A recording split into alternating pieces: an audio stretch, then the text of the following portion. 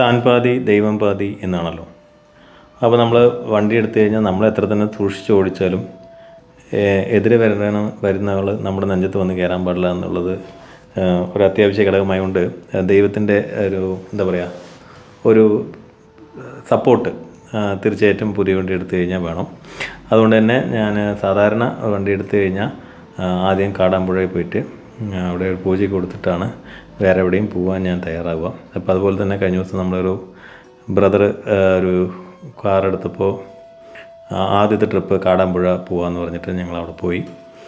കാടാമ്പുഴയിൽ നമ്മുടെ വാഹന പൂജയ്ക്ക് 150 ഉറുപ്പികയാണ് ചാർജ് വാങ്ങിക്കുന്നത് 4 വീലറിന്. അതിൽ വലിയ വണ്ടികളാണെങ്കിൽ ബസ് ലെവലിലുള്ള വണ്ടികളാണെങ്കിൽ 300, ബൈക്കിനൊക്കെ ആണെങ്കിൽ 50 ഉറുപ്പിക അങ്ങനെയാണ് ചാർജ് വാങ്ങിക്കുന്നത്. സാധാരണ ഞായർ വെള്ളി ചൊവ്വ ദിവസങ്ങളിലൊക്കെ കുറച്ച് ക്രൗഡ് ജാസ്തിയായിരിക്കും. ഞാൻ മാക്സിമം വൈകിട്ട് ആഫ്റ്റർനൂൺ പോകാനാണ് പ്ലാൻ ചെയ്യുക. കുറച്ച് തിരക്ക് കമ്മിയായിരിക്കും. അപ്പോൾ തിരക്ക് പൂജ ചെയ്യുന്നതിനേക്കാളും അവർ ഫ്രീ ആണെങ്കിൽ വളരെ വൃത്തിയായിട്ട് ചെയ്തു തരുമല്ലോ. അങ്ങനെ പറഞ്ഞിട്ട് കഴിഞ്ഞ ദിവസം പോയത്. അപ്പോൾ പോയപ്പോൾ ഈ പറഞ്ഞ മാതിരി തിരക്ക് കമ്മിയായിരുന്നു. അപ്പോൾ മേൽശാന്തി വന്നിട്ട് നമുക്ക് ഈ പറഞ്ഞ മാതിരി പൂജ കഴിച്ചു തന്നു. വളരെ വൃത്തിയായിട്ട് സമാധാനത്തിൽ പുള്ളിക്കും ഒഴിവുണ്ടായിരുന്നു. വേറെ തിരക്കുകളും അധികം ഉണ്ടായിരുന്നില്ല. അതുകൊണ്ട് ഞാൻ എന്താ പറയുക നമ്മൾ പോയ കോൺസെപ്റ്റ് കറക്റ്റായിട്ട് അത് നടന്നു കിട്ടി.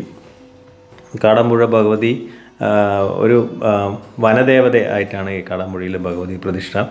അതുകൊണ്ട് തന്നെ മുട്ടറക്കലും പൂമൂടലും അവിടെ വലിയൊരു എന്താ പറയുക ചടങ്ങാണ്. അപ്പോൾ നമുക്ക് മുട്ടറക്കൽ എല്ലാത്തിനുണ്ട്, വാഹനത്തിനുണ്ട്, നമുക്ക് പിന്നെ വിദ്യാഭ്യാസം, ദേഹം, ശത്രു, വർണ്ണമണി എല്ലാത്തിനും മുട്ടറക്കലുണ്ട്. തേങ്ങ ഉടയ്ക്കലാണ് അതിൻ്റെ മെയിൻ കാര്യം.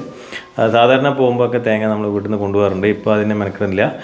നമ്മളവിടെ ചീട്ടാക്കിയിട്ട് ഒരു പിന്നെ മുട്ടറക്കലിന് 6 ഉറുപ്പികയാണ് വാങ്ങിക്കുന്നത്. അതുപോലെ തേങ്ങയ്ക്ക് 20 ഉറുപ്പിക അവിടെ തന്നെ വാങ്ങിക്കാൻ കിട്ടും. നമ്മൾ അവിടെ നിന്ന് തന്നെ വാങ്ങിച്ചിട്ട് തേങ്ങ ഉടച്ചിട്ട് വരാം. തേങ്ങ അവിടെ തന്നെ വെച്ചിട്ട് വന്നു കഴിഞ്ഞാൽ അവരത് അടുത്ത ദിവസം അന്നദാനത്തിന് അത് ഉപയോഗിക്കും. അല്ലെങ്കിൽ വീട്ടിൽ കൊണ്ടുവരുന്നവർക്ക് കൊണ്ടുവരാം.